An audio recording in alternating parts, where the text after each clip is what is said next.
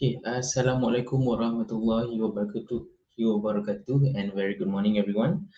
Okay, so today we are going to proceed with our next chapter for MKT 243, which is chapter 6, developing and managing products. Okay, so just to recap what we have learned before we go for a mid-semester break, we have learned on chapter 5, which is on product decision. Dalam chapter kelima ni, kita belajar berkaitan dengan apakah yang dimaksudkan, what is meant by a product. Kita tengok the definition of product. We have also learned on types of consumer product and what is actually product items, lines and mixes, and then kemudian kita ada tengok, kita belajar sedikit berkaitan dengan branding and packaging. Jadi pada minggu ini ia adalah macam some sort of penambahan lah ataupun dia extension of chapter kelima berkaitan dengan produk, which is in this chapter we are going to learn what is actually a new product and then how we develop ataupun bagaimana kita nak menghasilkan sesuatu produk baru untuk memenuhi permintaan pelanggan. Jadi untuk chapter ke-6 ni dia tergolong di dalam P yang pertama dalam marketing mix. P yang pertama iaitu produk. Okay. So kita dah recap chapter kelima and then this is chapter 6 and this is the learning objective. These are the learning objective. We have 5 learning objective, which is to explain the importance of developing new products and describe the 6 category of new product. And then we are going to explain the steps in the new product development process. Then we are going to learn or we are going to explain kenapa ada setengah produk ni dia berjaya, ada setengah produk baru ni dia mengalami kegagalan. Kita akan tengok kenapa. And then we are going to discuss global issues in new product development. Kita akan tengok apakah isu-isu yang terlibat bila kita nak menghasilkan produk baru. And then to explain the concept of product life cycle. Okay, so kita akan tengok konsep product life cycle ni dalam ataupun dalam bahasa mudahnya, untuk product life cycle ni dia adalah jangka hayat sesuatu produk. Dia ada 5 stages of product life cycle. Kita akan tengok sekejap lagi. Okay, so kita akan pergi kepada what is meant by new product. New product is a product new to the world, the market, producer, seller or some combination of this. Maksud kata di sini adalah, so produk baru ni adalah satu produk yang dikeluarkan, tak kira lah sama ada dia memang baru dikeluarkan ataupun di-package semula ataupun dikeluarkan mengikut formula yang terkini ataupun dia dah pernah ada di pasaran sebelum ni tetapi dia rebrand ataupun dihasilkan semula di dalam bentuk ataupun dari segi formula yang baru. Okay, so what is the importance of having new product? Okay, kita tengok daripada kacamata sebagai seorang organisation ataupun sebuah syarikat di mana kenapa kita kena perkenalkan produk baru di dalam pasaran. Sebabnya dia ada peranan-peranan tertentu. Kenapa dia penting? Pertamanya adalah to increase sales through longer sales life. Saya bagi contoh, katalah produk yang kita hasilkan sebelum ni, katalah shampoo untuk hilangkan kelumur.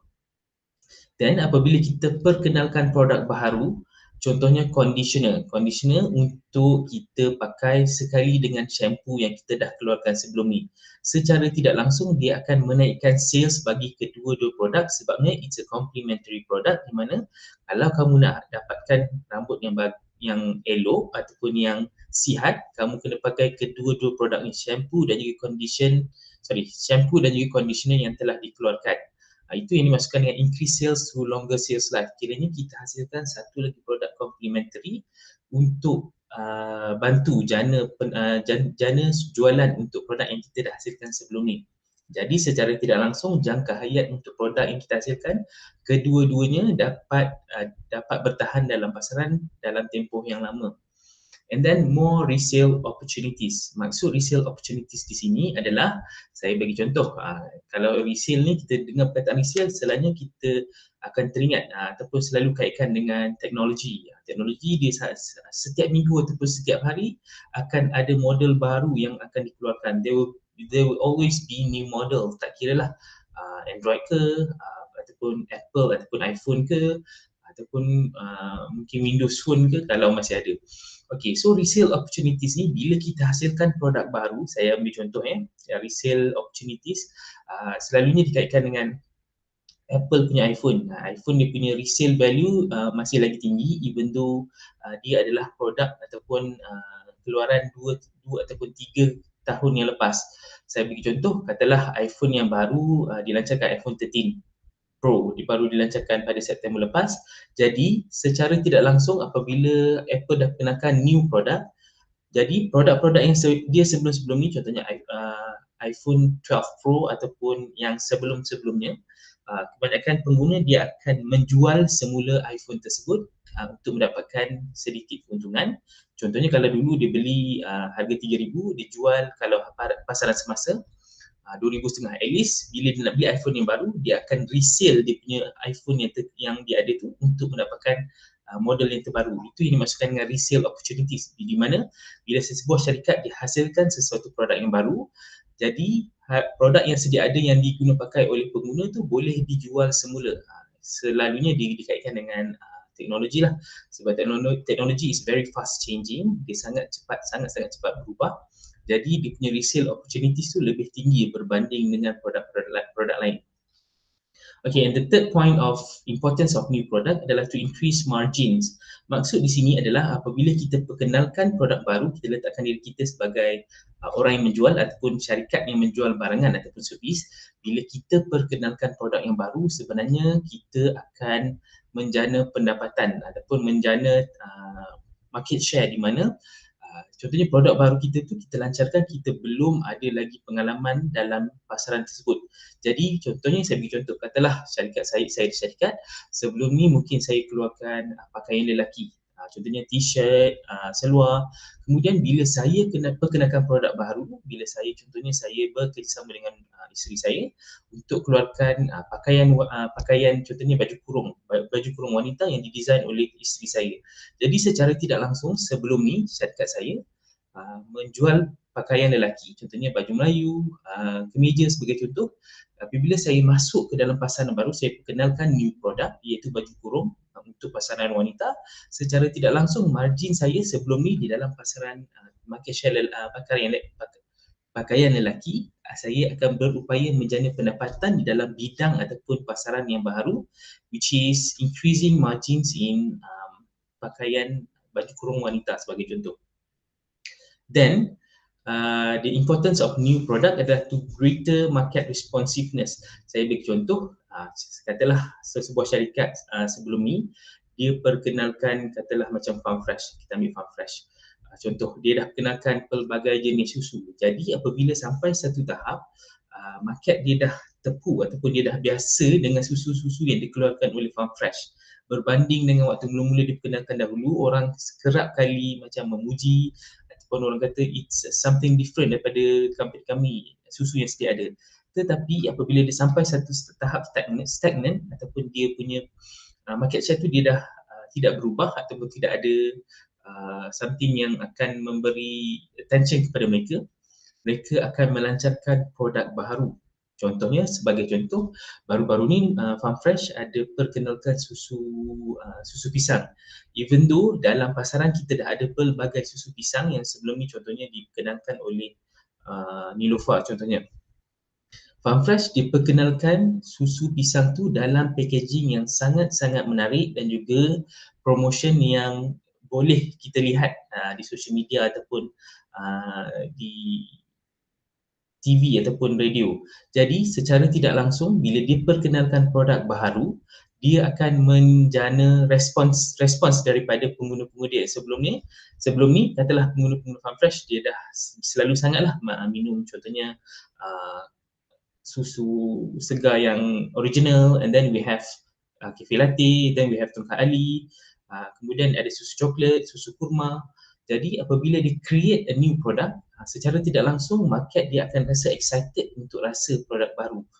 So itu yang dimaksudkan dengan greater market responsiveness, di mana dia menjana satu produk yang baru untuk menarik minat orang ramai untuk menggunakan ataupun terus menggunakan produk-produk yang dikeluarkan oleh syarikat tersebut. Seterusnya adalah to increase product loyalty. Apabila sesebuah syarikat tu, dia kalau kamu tengok dalam konteks teknologi, saya beri contoh Apple, setiap tahun dia akan memperkenalkan produk-produk dia di dalam beberapa event. Contohnya kalau awal tahun dia akan perkenalkan pada Mac, kemudian pada bulan Julai dan seterusnya pada bulan September. Jadi secara tidak langsung sebagai pengguna Apple, mesti pengguna akan rasa macam okay, Apple is a good company di mana setiap tahun dia akan perkenalkan beberapa produk baru yang ditambah baik untuk memenuhi permintaan pelanggan. Secara tidak langsung, it will increase the product loyalty. So this is the importance of introduction of new product for a company. Okay.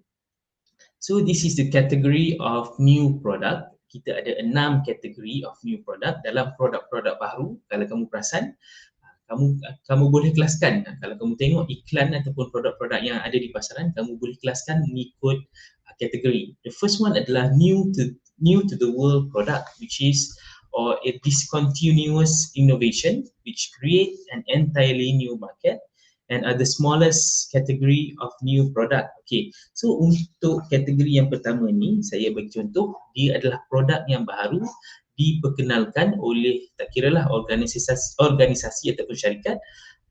Kiranya produk tu dia tidak pernah keluarkan lagi, ataupun dia tak pernah hasilkan lagi. This is the first time untuk syarikat ataupun pengeluar tu keluarkan produk ini ataupun servis. Saya bagi contoh, okay, sekarang ni dalam contoh yang kena dengan kita punya current development, sebagai contoh Disney kalau kita kenal ataupun kita tahu sebelum-sebelum ni, dia adalah satu company yang mengeluarkan filem-filem yang menarik. Contohnya Cinderella, dia keluarkan series ataupun drama-drama bersiri yang menarik yang dikhususkan untuk remaja. Contohnya macam Hannah Montana, Lizzie McGuire. Jadi Disney dikenali sebagai satu syarikat yang mengeluarkan filem dan juga produk-produk artistik. Tetapi kalau kamu perasan baru ni untuk Malaysia, kalau tak salah saya, pada tahun ini Disney telah memperkenalkan satu streaming service. Sebabnya pada masa sekarang streaming service adalah something yang boleh dikatakan trend. Sebabnya instead of kita pergi ke wayang, kita boleh tengok, kita boleh stream terus daripada rumah. Jadi Disney dia telah melancarkan Disney Plus. Itu adalah contoh new to the world product di mana Disney telah melancarkan streaming service Disney Plus, di mana sebelum ni dia tidak ada servis yang sama yang telah dilancarkan oleh Disney. Jadi sebagai pengguna kita ada option selain daripada Netflix, kita ada Disney Plus di mana kita boleh subscribe dan kita boleh tengok movie-movie ataupun drama-drama yang dikeluarkan oleh Disney. Sebagai contoh Avengers ataupun Marvel movies yang telah dihasilkan, kita boleh tengok dekat Disney Plus. Itu adalah contoh yang pertama untuk kategori pertama, new to the world product. Kemudian addition to existing product lines, which is these product include new product that supplements a firm's established product line. Saya bagi contoh, okay, kalau kamu perasan dalam dunia teknologi pada awal ataupun pertengahan tahun ni, kita telah mendengar berita Windows ataupun syarikat Microsoft telah memperkenalkan Windows 11, iaitu the latest iteration of Windows the latest version of Windows, di mana Windows 11 telah diperkenalkan dan kebanyakan pengguna dah boleh akses Windows 11 ni. Jadi itu adalah satu servis ataupun satu produk yang diperkenalkan untuk supplement existing product. Contohnya, kalau sebelum ni pengguna-pengguna dah pakai Windows 10 dalam laptop kamu, jadi bila dah ada Windows 11 ni, dia lebih baharu dan juga lebih sesuai dengan keadaan semasa. Dia lebih mesra pengguna, dia lebih cepat dan juga lebih responsif.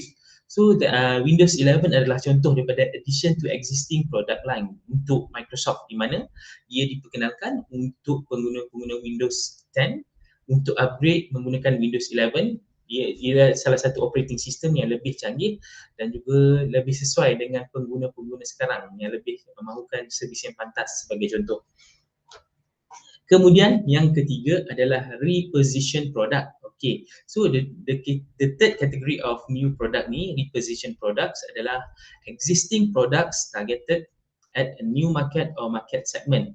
Saya bagi contoh, kalau kita nak tengok contoh yang sangat-sangat mudah dengan kita sekarang ni, kita tengok sebagai contoh, selepas berlakunya pandemik COVID-19, internet ataupun jaringan internet yang kita perlukan untuk kita gunakan, contohnya untuk bekerja, untuk pergi ke kelas, untuk attend kelas, untuk adakan meeting. Jadi internet telah menjadi satu kewajipan kepada kita.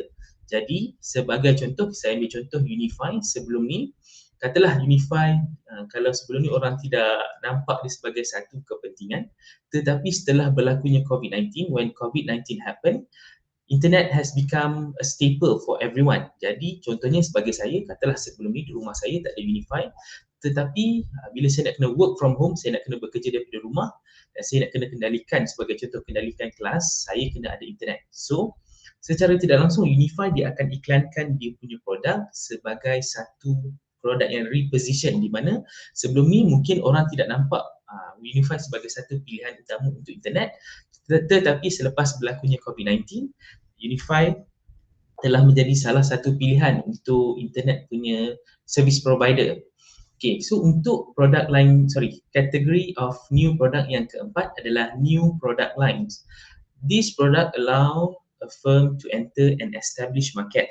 Okay, jadi new product yang keempat ni adalah satu produk yang diperkenalkan oleh sesebuah syarikat ataupun organisasi yang sebelum ni dia dah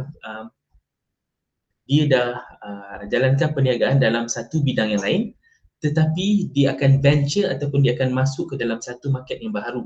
Saya bagi contoh dekat sini, kalau kamu berada di Klang Valley, kita dah ada, kalau sebelum ni kita dengar Air Asia, dia memang selalunya kita akan kaitkan dengan airlines. Tetapi pada 2-3 bulan kebelakangan ni, Air Asia telah melancarkan satu produk baru, iaitu Air Asia Food. Mereka pun dah nak jadi service ataupun food delivery service.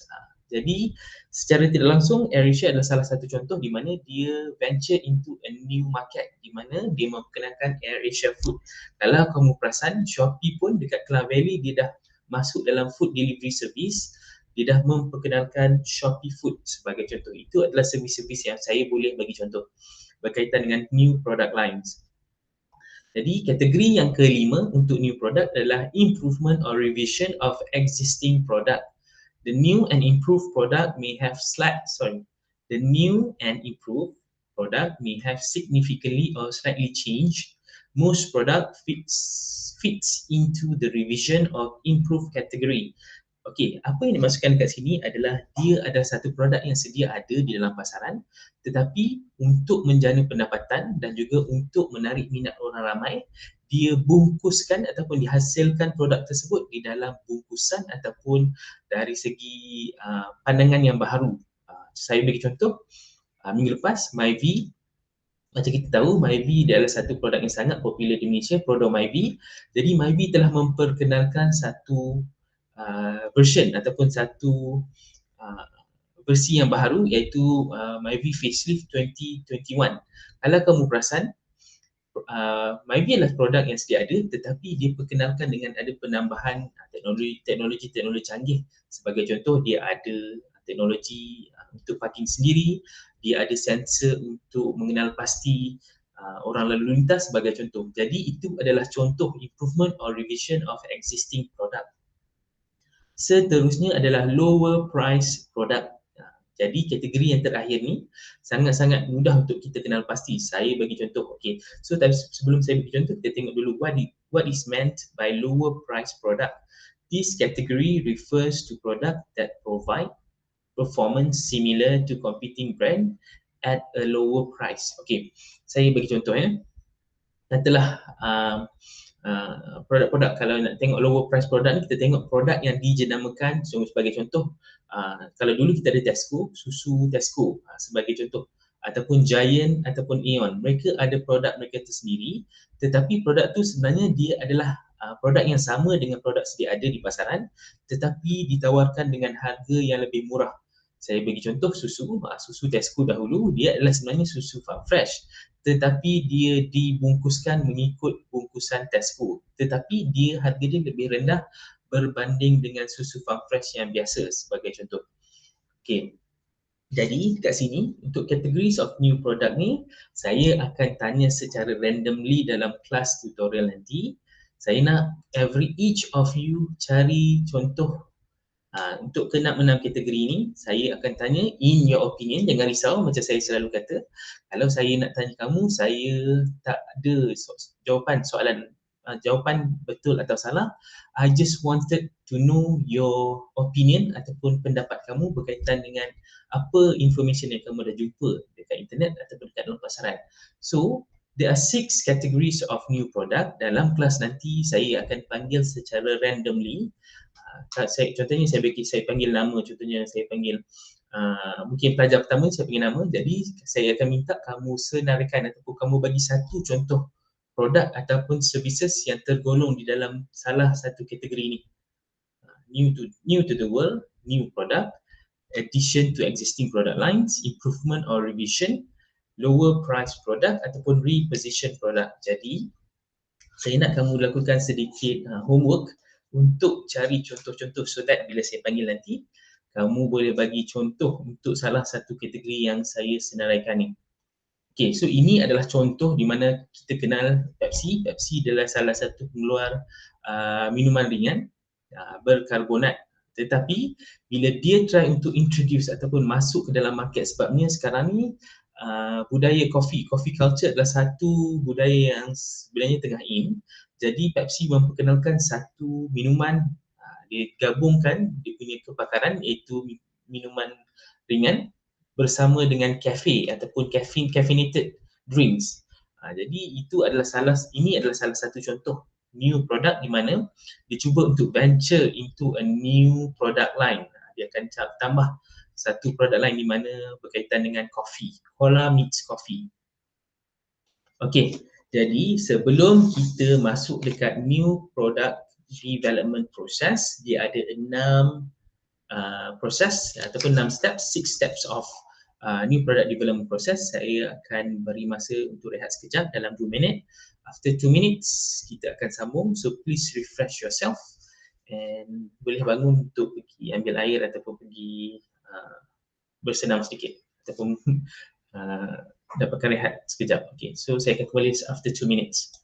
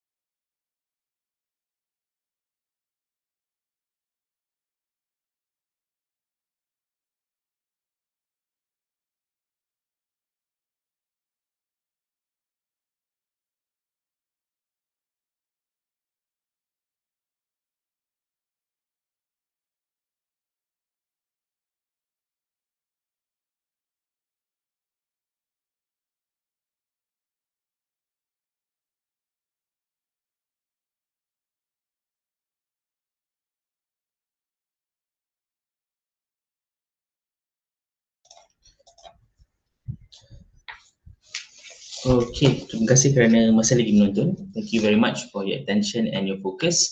Jadi kita akan teruskan dengan our next lesson di mana kita akan belajar berkaitan dengan new product development process. Okay, secara summary-nya, okay, new product development process ni adalah satu proses di mana bila kita nak hasilkan produk yang baru, dia mestilah melalui beberapa proses. Thought process di mana bila kita nak hasilkan produk yang last kali itu, selalunya kita akan kenal pasti what is the need, apakah keperluan untuk kita hasilkan produk baru, and then kita akan brainstorm. Brainstorm tu kita akan duduk di dalam satu kumpulan ataupun dalam sebuah organisation tu kita akan kenal pasti. Kita masing-masing akan memberi pendapat dan juga idea masing-masing. Jadi dalam proses brainstorm tu, dia akan berlaku perbincangan dan juga mungkin sedikit bukan perbalahan lah ataupun perselisihan pendapat, tetapi in a healthy way, di mana perbincangan secara healthy ni berlaku demi memastikan produk yang dihasilkan tu adalah produk yang terbaik dan memenuhi kehendak pasaran semasa. Okey. Jadi dekat sini, new product strategy dia melibatkan 6 steps, iaitu idea generation, idea screening, business analysis, development, test marketing and commercialization. Okey, dalam ke-6 steps ni kita akan belajar one by one. Kita akan pergi pada step yang pertama, iaitu idea generation. Dekat sini, idea generation. Jadi dalam idea generation ni, dia berlaku melibatkan customer, employees, distributor, competitors, R&D, research and development. R&D ni adalah research and development, consultants and creative thinking, which is melibatkan sesi brainstorming. Okay, saya nak bagi contoh katalah macam saya bagi kamu group assignment hari tu. Of course, selepas saya dah bagi topik dan juga saya dah arahkan ini, these are the things that you need to do. Jadi of course, kamu sebagai satu kumpulan, katalah kumpulan kamu ada 4 ataupun 5 orang, kamu akan bincangkan. Kalau dulu boleh duduk dalam satu bilik yang sama, tapi sekarang ni kita ada ODL, so mungkin kamu lakukan perbincangan tersebut secara online. Tak kira melalui Meet ke, Discord ke ataupun platform-platform yang lain.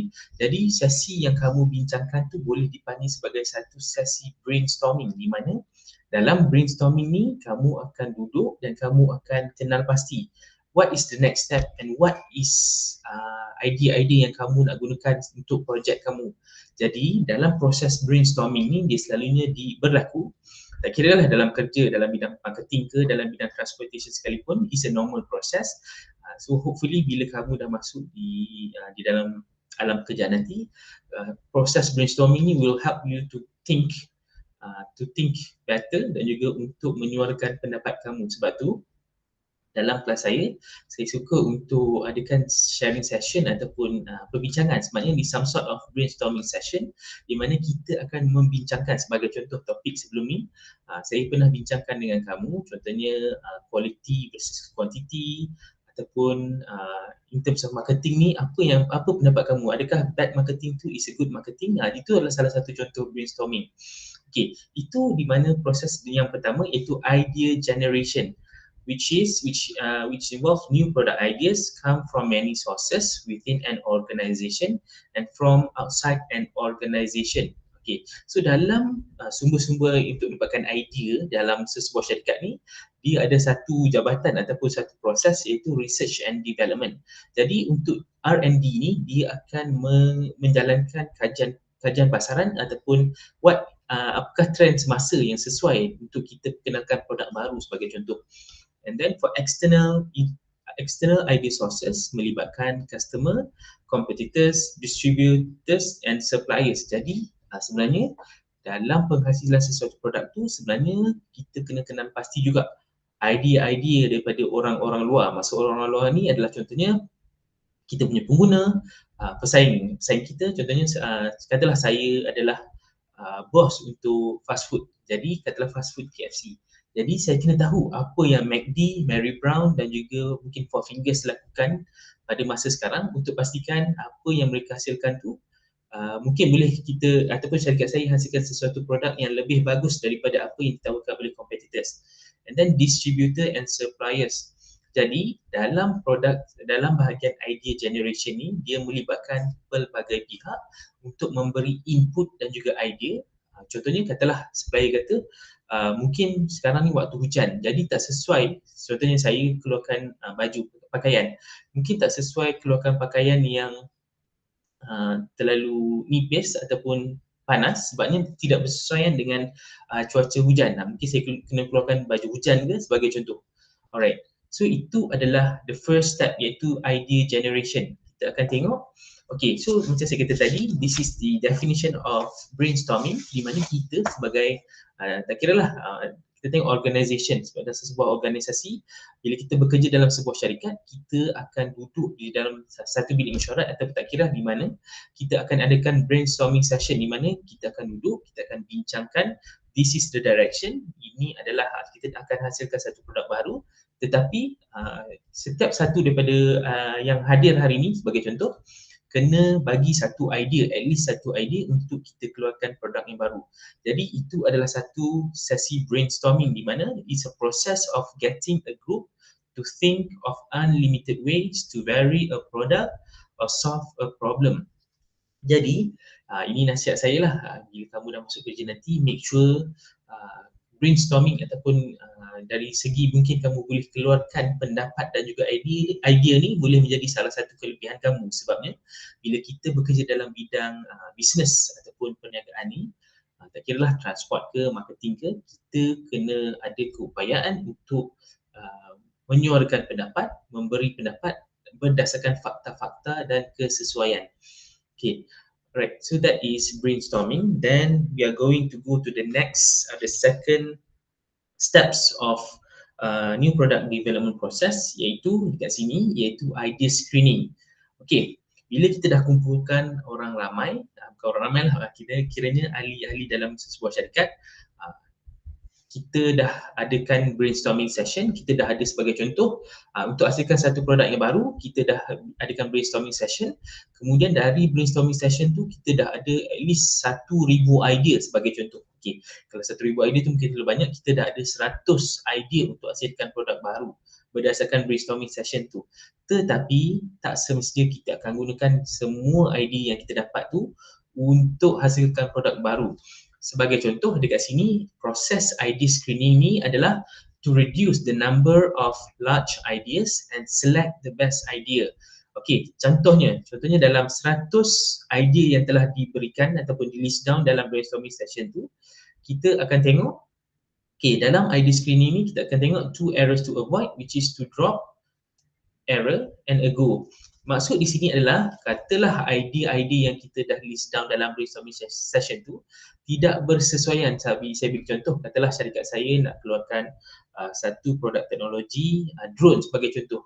Jadi dalam 100 idea yang dijana dalam brainstorming session tu, hanya 50 sahaja yang bersesuaian dengan aspek teknologi sebagai contoh. Jadi daripada 100 tadi, 50 idea telah digugurkan sebabnya tidak bersesuaian. Di sini maksudnya drop. Maksudnya idea itu tak sesuai dengan produk yang saya nak hasilkan, contohnya drone. Contohnya 50 idea yang digugurkan tu, dia nak hasilkan produk mungkin dari segi tidak bersesuaian dengan teknologi. Okay, seterusnya concept test, a test to evaluate a new product idea usually before any prototype has been created. Okay, dalam konsep test ni, dia ada satu level ataupun satu proses di mana sebelum berlakunya penghasilan produk sebenar, kita akan hasilkan dahulu secara idea ataupun conceptually. Sebagai contoh, kalau saya nak hasilkan drone, saya belum hasilkan secara mata kasar lagi, mungkin dari segi sketch ataupun dari segi prototype. Kemudian apabila benda itu dihasilkan, ia dihasilkan dalam idea screening ni. Okay, so product development cost increase substantially in later stages, so poor ideas must be dropped. Maksud saya dekat sini adalah dalam proses idea screening ni, kita akan tengok dari segi cost dan juga idea-idea yang tidak bersesuaian, kita akan drop, and then ideas are evaluated against criteria, most are eliminated. Maksud saya dekat sini, saya bagi contoh tadi, katalah saya bos sebuah syarikat teknologi, saya dah arahkan anak-anak buah saya ataupun saya punya pekerja untuk brainstorm dapatkan idea. Dalam 100 idea yang telah dijana dalam brainstorming session tu, katalah kriteria yang saya katakan kenalah berpandukan teknologi sedia ada ataupun teknologi baru, dan kena bersesuaian. Jadi dalam idea-idea yang dijana sebelum ni, dia against the kriteria yang saya letakkan, jadi idea tersebut akan digugurkan. Jadi dalam berbanding dengan idea generation stages tadi, kita akan list down all the possibilities dan juga idea-idea yang boleh dilaksanakan. Dalam peringkat idea screening ni adalah proses di mana kita akan eliminate ataupun kita akan keluarkan idea ataupun buah fikiran yang tidak bersesuaian dengan new product yang kita sasarkan untuk hasilkan tu. Okey, seterusnya adalah ini contohnya, ini maksud idea screening, di mana the first filter in the product development process which eliminates ideas that are inconsistent with the organization new product strategy or are inappropriate for some other reason. Okay, jadi dekat proses idea screening ni, idea yang tidak sesuai ataupun mungkin opinion yang tidak sesuai, kita akan keluarkan, kita akan kekalkan idea-idea yang konsisten dengan apa yang telah ditetapkan oleh syarikat. Contohnya macam kita nak hasilkan sesuatu produk, macam saya bagi contoh tadi, drone, kita akan kekalkan idea yang selari dengan konsep untuk hasilkan sebuah drone baru sebagai contoh. Okay. Alright, so ini adalah contoh pada tahun 2020 berkaitan dengan innovation ataupun innovative product dalam tahun 2020. This is the 10 most anticipated innovative product in 2020. Contohnya macam Mac Pro daripada Apple, LG first 5G smartphone. Ini contoh-contoh teknologi yang mungkin pada tahun 2020 adalah satu teknologi yang kita ataupun secara generalnya mungkin dinanti-nantikan oleh pengguna. Ini macam iklan sedikit sebelum kita terus kepada next step. Alright, so the third step in new product development process adalah business analysis. Dalam proses business analysis ni, selepas kita dah jana idea, kita dah keluarkan idea yang tidak bersesuaian, jadi kita akan tengok daripada perspektif perjalanan sesebuah perniagaan. Adakah dia sesuai dengan demand? Adakah dia sesuai dengan permintaan pelanggan? Ada tak permintaan pelanggan berkaitan dengan drone sebagai contoh, saya bagi contoh drone tadi, and then cost untuk hasilkan ataupun cost untuk kita keluarkan produk tersebut, dan juga daripada segi sales, adakah demand yang dihasilkan oleh pengguna mampu menjana sales ataupun profit kepada syarikat, dan juga dari segi profitability, adakah dia mampu untuk memberi satu margin yang besar ataupun keuntungan yang besar kepada sebuah syarikat. Jadi di peringkat business analysis ni, di peringkat ketiga ni, kita akan tengok, kita akan berfikir dari segi bagaimana sesuatu produk baru yang akan dikenalkan ni mampu untuk memberi keuntungan kepada syarikat tersebut. Okey, jadi di peringkat yang keempat, development, di peringkat kiranya dalam bahasa mudahnya ataupun peringkat pembangunan ataupun pembinaan produk tersebut, dia melibatkan creation of prototype, marketing strategy, packaging, branding and labeling, and manufacturing feasibility, dan juga final government approval if needed. Okey, saya bagi contoh tadi, contoh yang sama, kita tengok contohnya drone. Mungkin saya nak hasilkan drone yang dalam drone tu instead of ada 4 kamera, dia mengandungi 6 kamera, dia lebih canggih. So, selepas daripada idea generation, idea screening and business analysis, tibalah masa untuk development of actual product, di mana saya akan minta untuk saya punya staff sebagai contoh dalam syarikat teknologi ataupun innovation technology punya company untuk hasilkan prototype drone tersebut, untuk saya tengok adakah dia sesuai ataupun menepati my imagination of producing a drone yang bersesuaian dengan kehendak semasa. Seterusnya, di sini berlakunya marketing strategy. Kita akan tengok dari segi the 4 P's, iaitu place, price, product, promotion. Jadi dekat sini, dekat proses development ni, ia berlakunya marketing mix punya proses, dan juga kita akan tengok dari segi packaging, dari segi branding dan juga labeling. Sebagai contoh, kalau nak hasilkan drone, dia mestilah boleh lipat dan dihantar di dalam kotak yang compact. Sebagai contoh, kalau kamu tengok packaging drone DJI, Dia sangat compact dan juga mudah untuk kita hantar kepada pengguna. Jadi itu melibatkan manufacturing feasibility. Maksud di kat sini adalah, okey, katalah bila di peringkat perbincangan kita nak hasilkan produk yang sangat compact, tetapi apabila dia dihasilkan di dalam dunia sebenar, sebenarnya dia tidak menepati apa yang telah dibincangkan pada proses-proses sebelum ni.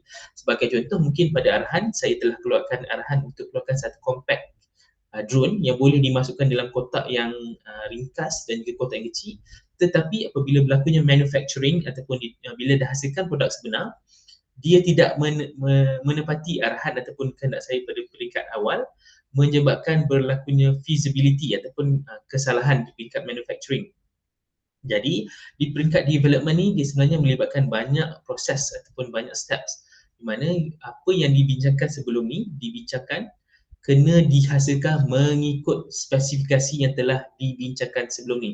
Jadi setelah proses-proses ini telah berjaya dijalankan, so the final steps adalah untuk pastikan produk yang dihasilkan tu boleh dipasarkan mengikut undang-undang negara tersebut.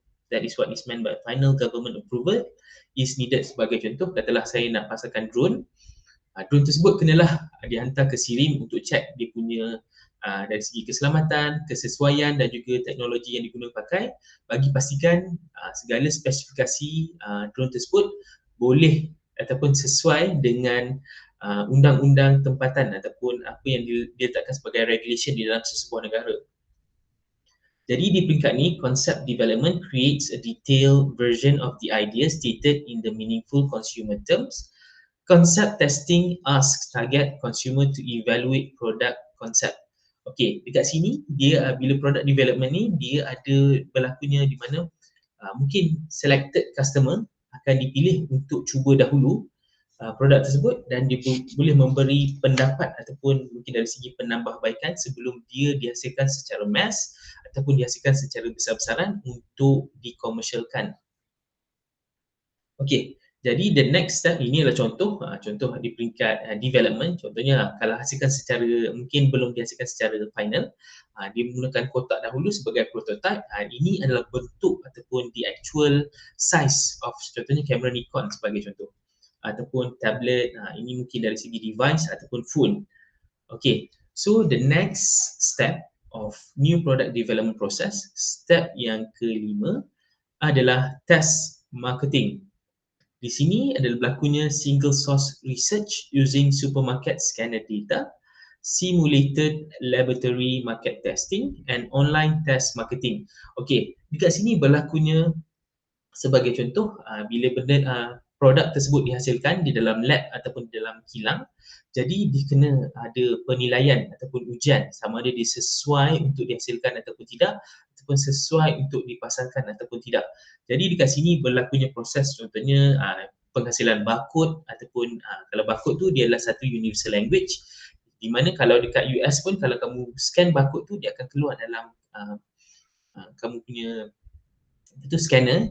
Dan juga dari segi bila test marketing ni kita akan tengok marketing dari segi apa yang bersesuaian dengan pemasaran drone sebagai contoh. Okay, so the last step adalah commercialization. Okay, jadi dalam proses-proses sebelum ni dia tidak melibatkan dari segi komersial, dia dihasilkan di dalam sebuah syarikat dahulu. Jadi bila dia produk tersebut telah pun siap, jadi dah ready for the market, jadi sebuah syarikat tu dia akan keluarkan arahan untuk teruskan dengan production. Kemudian setelah produk itu dihasilkan, dia akan membawa ke next step iaitu inventory build up, di mana produk-produk yang dihasilkan tu dia disimpan dalam kotak dan juga disimpan di dalam sebuah gudang sebagai contoh. Dia akan melibatkan inventory dan juga melibatkan proses distribution, shipment. Bila dihasilkan contohnya kat China, dihantar ke Malaysia, kena melibatkan distribution dan juga sales training, trade announcement dan juga customer advertising. Kalau kamu perasan dalam peringkat test marketing ni, kalau kamu perasan, kalau saya beri contoh dalam dunia teknologi, kalau kamu perasan ada banyak leak. Leak ni adalah kebocoran maklumat. Sebagai contoh katalah pada tahun depan iPhone 14 akan dihasilkan, tetapi di pasaran ataupun dekat internet sekarang ni dah ada Contohnya prototype yang telah leak. Contohnya iPhone 14 nanti dia akan ada, dia rupa bentuk dia sebegini. Jadi dalam proses test marketing ni dia melibatkan kepercayaan lah. Selalunya kalau pekerja dalam sebuah syarikat tu dia sendiri yang akan leak kepada pengguna. Jadi di peringkat commercialization ni kamu kena faham, di peringkat ni produk tu dia dah diluluskan dan juga kiranya dia akan dihasilkan secara komersial dan dihasilkan secara besar-besaran melibatkan production. Bila dia dah melibatkan production, dia akan dihasilkan dalam satu kuantiti yang besar, menyebabkan dia perlunya inventory. Inventory ni adalah satu pengurusan barangan dalam kuantiti yang banyak. Kita akan susun mengikut contohnya country ataupun negara yang membuat order sebagai contoh. Kemudian selepas tu kita akan buat distribution kepada negara-negara ataupun tempat-tempat yang terlibat yang telah membuat order. Seterusnya sales training, trade announcement dan last sekali customer advertising. Kalau kita tengok iklan-iklan yang berada di pasaran tu, dia adalah proses yang terakhir sekali dihasilkan, di mana proses-proses sebelum ni telah dijalankan secara internal dan last sekali commercialization ni dihasilkan secara besar-besaran untuk kita beritahu okay, produk ni sebenarnya dah ready untuk dipasarkan. Okay, alright, ini adalah contoh produk yang telah siap, yang telah dikomersialkan. Sebelum dia terhasilnya dalam bentuk macam ni, sebenarnya dia terlibat dalam proses-proses business analysis, development. Contohnya kalau sebelum ni mungkin botol ni tidak berbentuk sebegini, tetapi selepas dibincangkan di peringkat, contohnya di peringkat development ataupun di peringkat idea screening, botol yang sebelum ni mungkin botol berbentuk muncung tapi tak sesuai in terms of penghasilan secara komersial. Jadi produk tersebut diubah suai ataupun disesuaikan mengikut perbincangan yang telah dijalankan. Okay, so now kita akan masuk kepada bahagian kita akan kenal pasti kenapa untuk produk-produk baharu ni kenapa dia gagal di apabila berada di pasaran. There are 8 reason kenapa new product fail. Pertamanya adalah no discernible benefits. Maksudnya di sini produk tu dihasilkan tanpa memikirkan apakah benefit dia kepada pengguna. So sebagai contoh, katalah saya hasilkan air, mungkin air botol mineral, tetapi sebenarnya dia tak ada benefit sebabnya dalam pasaran air botol mineral dah ada banyak dalam pasaran. Jadi kenapa produk saya gagal? Kerana dia tak ada benefits yang membezakan saya dengan produk-produk yang lain sebagai contoh. And then incorrect positioning. Maksud incorrect positioning ni adalah produk yang dihasilkan tu mungkin dia diletakkan dalam market segmentation yang salah. Kemudian poor promotion. Poor promotion ni mungkin bajet ataupun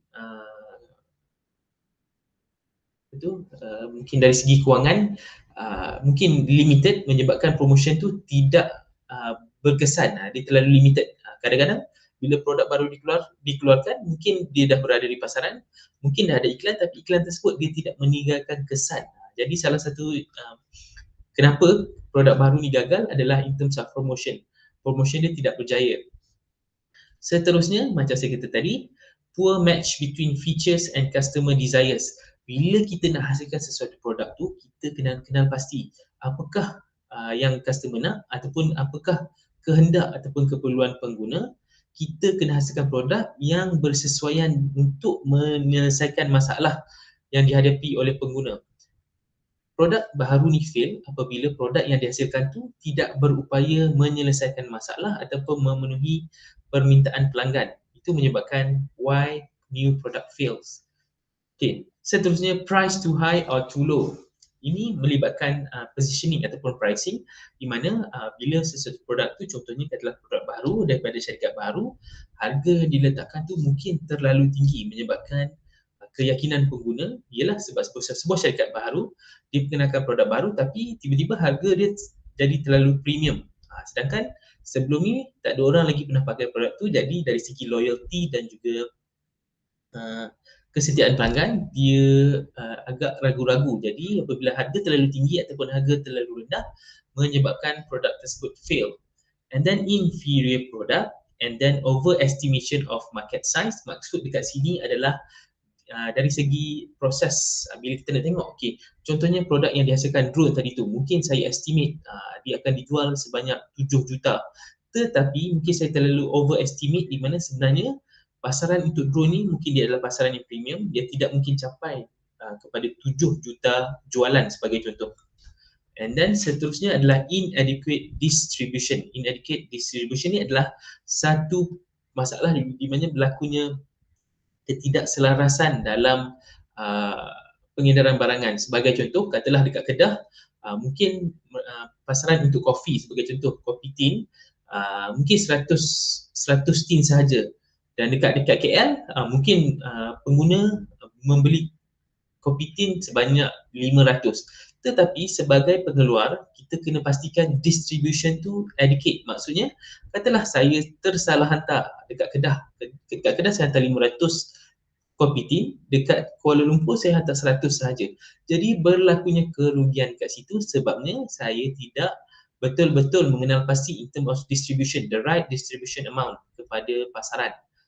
These are the 8 reason why new products fails.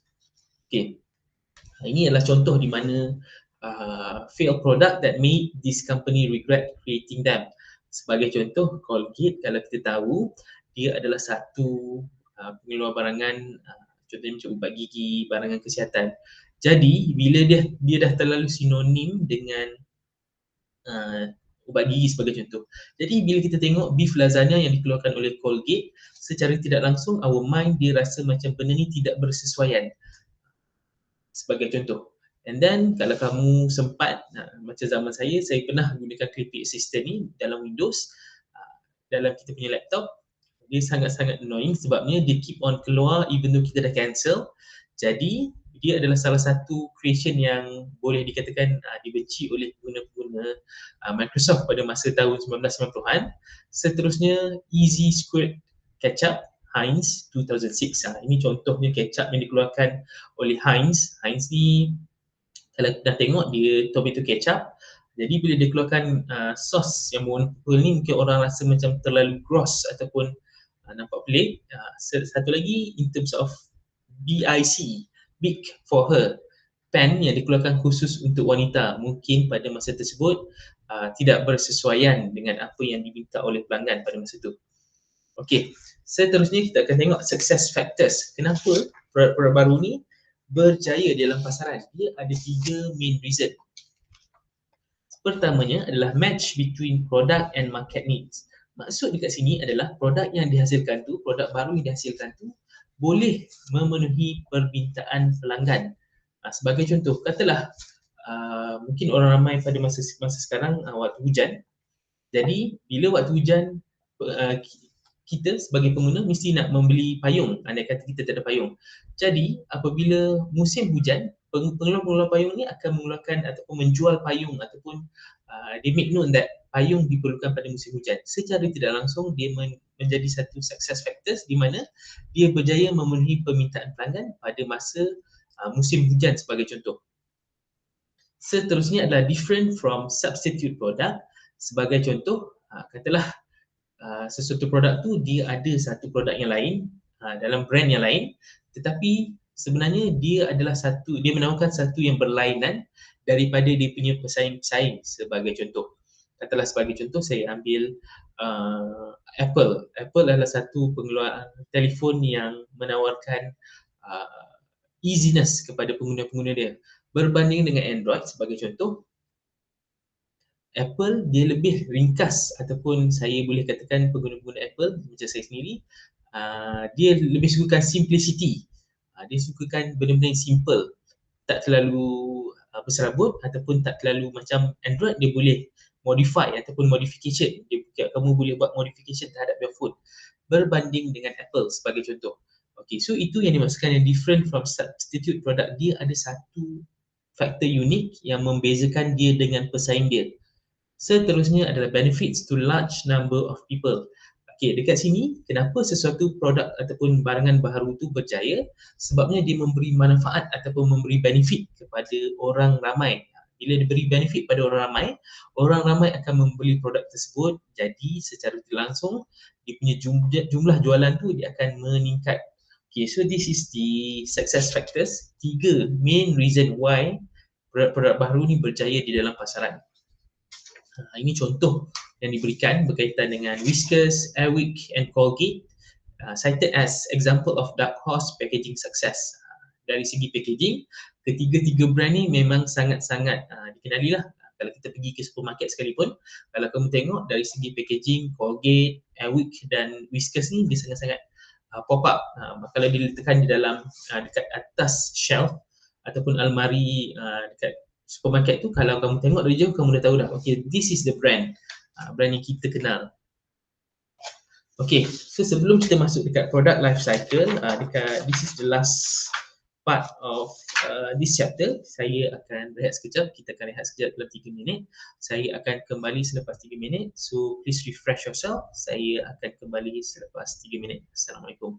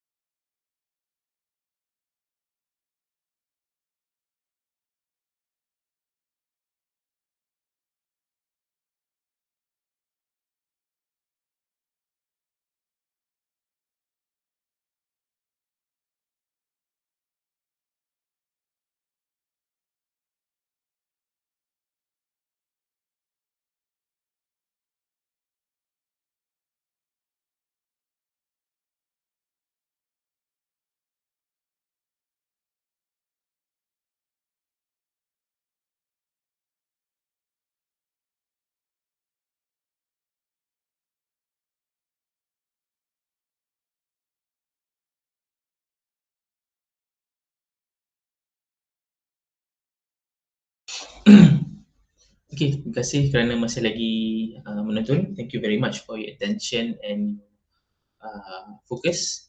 Now we are going to proceed with the next subchapter, iaitu product life cycle ataupun saya akan refer as PLC. Okay, product life cycle ni dia secara mudahnya, dalam bahasa mudahnya, saya bahasakan dia sebagai satu jangka hayat produk di mana dia ada proses dalam PLC ni. Dia melibatkan introductory stage, growth stage, maturity stage dan declining stage. There are 4 stages of product life cycle. Okay, tapi sebelum kita teruskan dengan stages tu, kita akan tengok dahulu what is actually meant by product life cycle. It is the cost of a product sale and profit over its lifetime. It involves 5 distinct stages: product development, introduction, growth, maturity, and decline. Product life cycle describe the changes in consumers' demand over time. No product can be in demand forever. Trends, technology, and lifestyle change, which affects consumer demands. However, these are the products that did not follow ataupun do not follow this cycle. Fads, styles, and fashion. Okay, jadi dalam product life cycle ni, dia ada beberapa produk yang tidak kemungkinan tidak masuk ataupun tidak dimasukkan di dalam konsep product life cycle ni. Dalam fads, style and fashion ni, kita akan tengok dalam penghujung slide ni, saya akan terangkan sedikit berkaitan dengan produk-produk yang dimasukkan ni. Tetapi secara konsepnya, dalam sesuatu produk tu, penjualan produk ataupun penghasilan produk tu, dia melibatkan beberapa stages ataupun beberapa peringkat di mana produk tu dia tidak sentiasa in demand di dalam pasaran. Dia akan ada proses ataupun dia punya jangka hayat. Apabila dia diperkenalkan pada permulaan dia, sebagai contoh, mungkin orang ramai bercakap ataupun berminat dengan produk tersebut. Tetapi as the time goes by, mungkin minat ataupun attention terhadap produk tersebut semakin pudar, menyebabkan dekat proses growth, maturity and decline ni, menyebabkan produk tersebut pada berbanding dengan permulaan dia diperkenalkan, mungkin pada masa pengakhiran ataupun penghujung hayat dia mungkin tidak lagi disebut ataupun mendapat attention daripada orang ramai.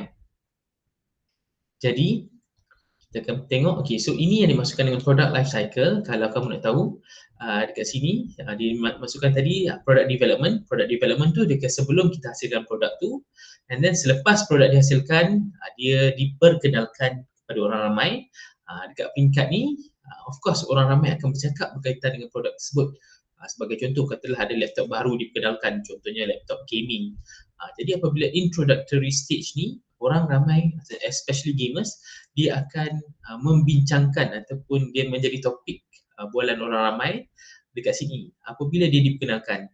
Seterusnya, lepas orang ramai bincang, jadi dia akan create satu minat ataupun passion terhadap produk tersebut, di mana growth stage, di mana produk tersebut akan mula dikenali ramai dan menjadi permintaan orang ramai. Dia semakin meningkat.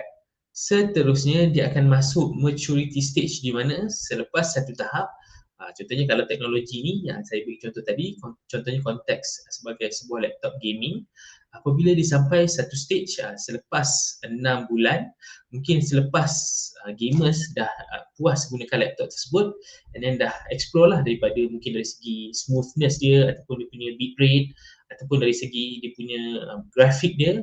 Jadi dia akan masuk satu maturity stage di mana minat yang pada asalnya dekat bahagian ni, bila kita dah try pada laptop tu dah pada satu tempoh, contohnya 6 bulan, selepas 6 bulan dia akan sampai satu maturity stage di mana produk tersebut akan mula decline. Dia akan mula turun dari segi attention dan juga sales, di mana orang ramai dah biasa mendapatkan ataupun menggunakan produk tersebut. Jadi dari segi sales dia akan turun. Decline stage ni mana satu proses penurunan ataupun penyusutan jualan sebagai contoh. Okey, dekat bahagian sini kalau kamu tengok sales and profit, kalau kamu tengok dekat sini dari segi sales dia akan meningkat sampailah dekat bahagian decline ni dia akan turun. Tetapi dari segi profit dekat bahagian growth stage ni dia sudah mula menurun, di mana dekat bahagian bila sampai dah decline stage ni, dia punya profit tu memang betul-betul merosot. Okay, alright. So dekat sini introduction stages of product life cycle.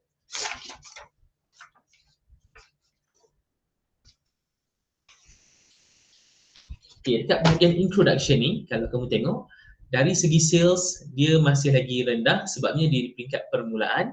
Kemudian dari segi cost, dia adalah tinggi untuk seorang customer. Sebab apa? Sebab dia adalah satu produk baru yang diperkenalkan di pasaran. Jadi di peringkat permulaan, cost untuk menghasilkan dia tu masih lagi tinggi. And then in terms of profit, dari segi keuntungan dia tu masih lagi belum untung sebabnya di peringkat introduction, di peringkat awalan. Dan di peringkat ataupun dari segi objektif of marketing, dia nak mewujudkan product awareness and trial. Contohnya kalau tengok iklan tersebut, dia nak memberitahu, okay, so produk ni exist dan kamu kena cuba, sebagai contoh. Itu untuk peringkat introduction. And then the product itself offer a basic product sebagai permulaan, dia ditawarkan sebagai satu produk yang basic atau produk asas. Dan dari segi harga adalah use cost plus. Maksudnya dari segi harga tu masih lagi di peringkat permulaan. In terms of distribution adalah build selective distribution. Sebab apa?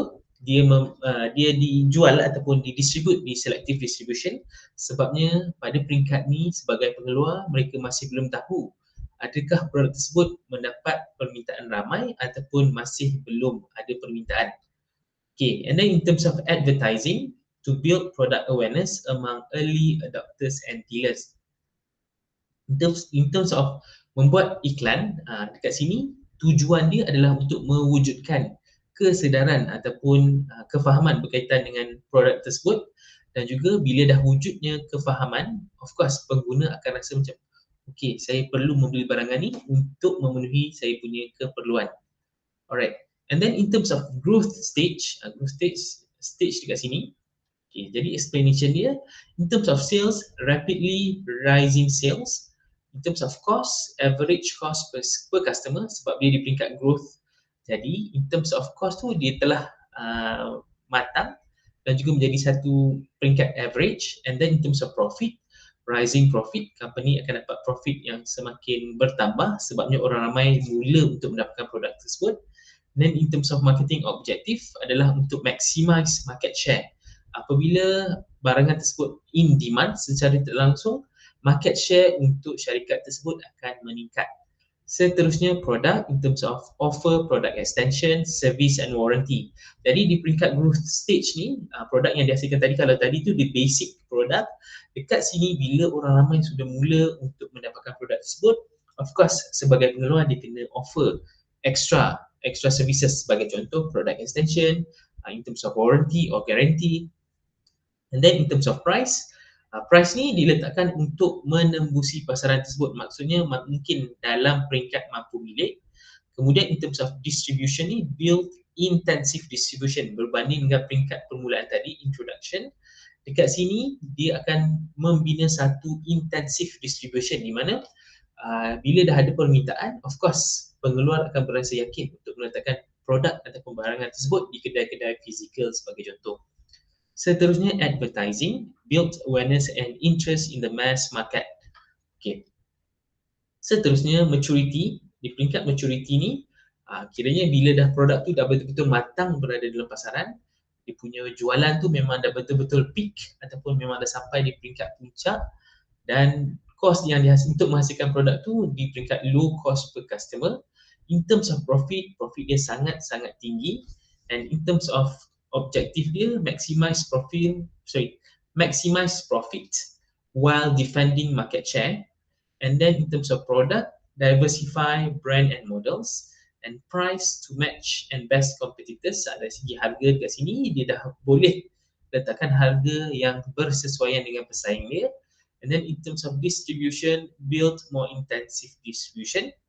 And then in terms of advertising, they stress the brand differences and benefits.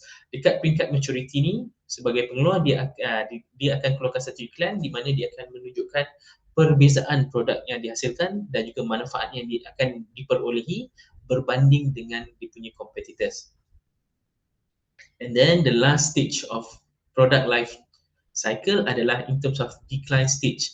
Okay, dekat peringkat ini kebanyakan produk dia dah mula kiranya dia dah tepu di dalam pasaran, jadi in terms of sales dia akan semakin menurun, dan cost tu dia akan jadi low cost per customer, profit semakin berkurang, and then reduce expenditure and milk the brand. Dekat sini marketing objektif dia adalah untuk mengurangkan contohnya macam dari segi kewangan untuk pengiklanan, dan juga cuba untuk menggunakan jenama yang sedia ada untuk memastikan orang tidak lupa akan produk tersebut. And then product phase out weak items. Maksudnya dekat sini produk-produk yang sudah tidak mendapat sambutan ataupun perhatian di pasaran akan mula discontinue. And then price, dekat sini kalau kamu tengok produk-produk yang sudah mula mungkin orang dah tak peduli, dia punya price tu akan ada discount dan juga ada promotion. And then in terms of distribution, berbanding dengan stages sebelum ni, dia lebih selektif, di mana dia sebagai sebuah syarikat, mereka akan memilih unprofitable outlet dan mereka akan gugurkan daripada senarai mereka untuk meletakkan produk-produk mereka, sebabnya in terms of demand dah berkurangan. And then in terms of advertising, to reduce to level needed to retain hardcore loyal customer. Okay, dekat decline stage ni, untuk pengetahuan kamu, berbanding dengan stage-stage yang sebelum ni, di peringkat ni hanya loyal customer sahaja yang akan terus membeli produk mereka, sebagai contoh. Okay, so this is the marketing strategies for product life cycle mengikut daripada stages dia. Introduction, kalau kamu nak tengok dia punya nak memudahkan pemahaman kamu, kamu tengok dari segi stages dia. Introduction, kemudian growth, and then maturity and decline. Okay, dekat sini kalau kamu tengok, okay, ini adalah stages of product life cycle, and then ini adalah marketing mix, product, place, promotion and strategy. Jadi untuk memudahkan pemahaman kamu in terms of introduction, untuk dia punya marketing strategy ataupun marketing mix untuk produk, kat sini adalah limited model and frequent changes. Sebagai contoh, kalau distribution untuk growth produk yang tengah berkembang dalam pasaran, dia expanded dealers and long term relation. Itu bagaimana kamu nak baca ini jadual berkaitan dengan marketing strategies yang bersesuaian dengan each product life cycle punya stages. Okay, ini contoh yang diberikan berkaitan dengan Maruti 800 kereta. Alright, okay. So saya akan explain sedikit berkaitan dengan kalau kamu tengok tadi fat, saya ada bagi tahu dekat sini. Okay, not all product follow the cycle. Ini adalah contoh-contoh produk yang tidak menggunakan product life cycle punya konsep.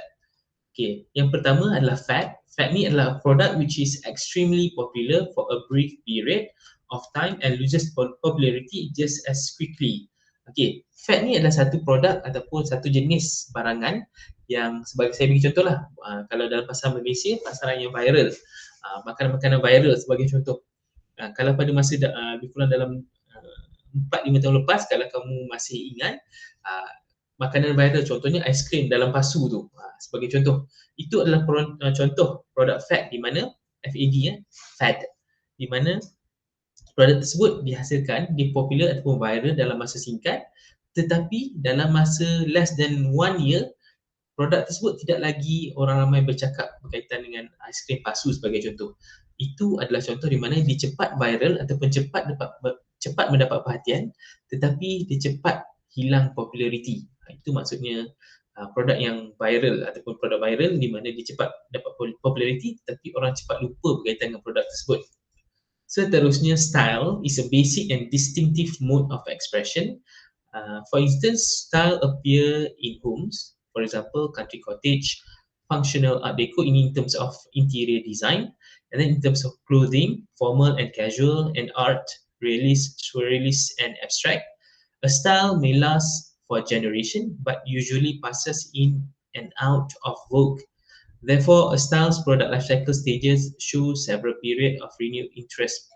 Sebagai contoh, kalau style ni, kalau kamu perasan, berbanding dengan produk-produk lain, mereka ada kategori yang tersendiri. Dia tidak ada, ataupun selalunya jarang ada product life cycle. Dia tak ada stages of declining ataupun growth ataupun maturity, di mana style ni dia akan ditambah baik ataupun diberi nafas baru mengikut pada kesesuaian masa. Jadi style tidak tergolong di dalam product life cycle. Selain daripada itu adalah fashion. A fashion is a currently popular or accepted style in a certain field. For instance, the more formal business attire look in the 1980s gave way to the business casual look of the 2000s. Fashion trend to grow slowly and remain popular for a while before declining slowly. Okay, fashion ni dia adalah salah satu trend ataupun salah satu pemakaian ataupun dari segi sense of clothing, di mana dia mungkin pada masa tersebut mungkin tengah in, tetapi pada masa akan datang dia mungkin akan diberi nafas baru untuk disesuaikan dengan pasaran semasa. Jadi dia tidak terlibat dalam product life cycle, dia tak ada stages of contohnya introduction, growth, maturity and declining. Okay. Next one adalah niche market. Niche market ni adalah selepas fashion kita ada trend. A trend has a more lasting effect on the market than a fad. A trend is usually a movement towards a style or product. Sebagai contoh, kalau berbanding dengan fad yang saya beri contoh tadi, FAD tadi tu, contohnya macam aiskrim pasu, dia sangat-sangat cepat viral tetapi sangat cepat dilupakan. Tetapi trend ni dia adalah salah satu ataupun satu budaya ataupun satu ikutan yang mungkin dia lebih lama sikit berbanding dengan FAD tadi, fad tadi tu. Sebagai contoh, dekat sini in terms of awareness towards organic foods, kalau kamu tengok Booster Juice sampai sekarang masih ada dekat dalam pasaran. And then in terms of social networking, cell phones and online shopping. So this is the trend di mana trend ni kadang-kadang dia mungkin akan hilang tetapi dia lebih bertahan lama berbanding dengan fad tadi tu. Seterusnya adalah niche market. Niche market ni adalah a small section of the market dominated by a small group of product. Short growth, level maturity. Sebagai contoh, niche market ni adalah satu market di mana dia memang memfokuskan kepada orang-orang tertentu. Sebagai contoh, kalau kamu nak tahu, sebagai contoh saya letakkan contoh sebagai kereta mewah. Luxury car, ia adalah salah satu niche market di mana dia memfokuskan kepada market untuk orang kaya, orang yang berkemampuan untuk pakai kereta mewah. Jadi itu yang dimaksudkan dengan niche market di mana dia memfokuskan kepada satu sasaran ataupun satu pasaran di mana dia memfokuskan kepada orang yang berkemampuan sebagai contoh. And then for seasonal market ni sebagai contoh apabila berlakunya consumer demand changes and is affected by the weather. Marketers anticipated periods of high and low demand and work to create off-season opportunities. Saya bagi contoh, kalau musim perayaan, kita dah sekarang ni nak masuk, kalau dari segi shopping, kita dah tengok pada masa sekarang, kita dah nak masuk season of Christmas pada Disember nanti. Kalau kamu perasan, bila seasonal market ni, dia mengambil kira perayaan-perayaan. Jadi kalau kamu tengok dekat supermarket sekarang ataupun dekat mall-mall, mereka dah banyak offer, Christmas punya offer. Sebabnya mereka mengambil kira seasonal market ataupun bila dah masuk bulan 11, bulan 12 ni, sebagaimana kita tahu orang akan mula menyambut Christmas. Even tu kita sebagai orang Muslim tidak menyambut, tapi dari segi penjualan barangan dan juga offer-offer, dia orang mengikut pada seasonal market.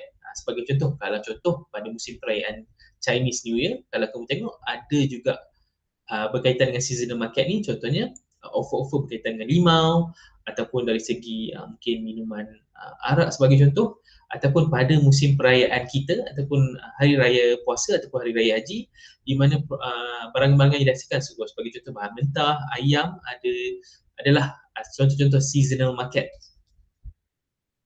Okay, alright, so kita dah sampai kepada penghujung of this chapter 6. Okay, so mengikut Steve Blank ni adalah salah seorang tokoh yang terkenal dalam bidang startup ataupun innovation or technology.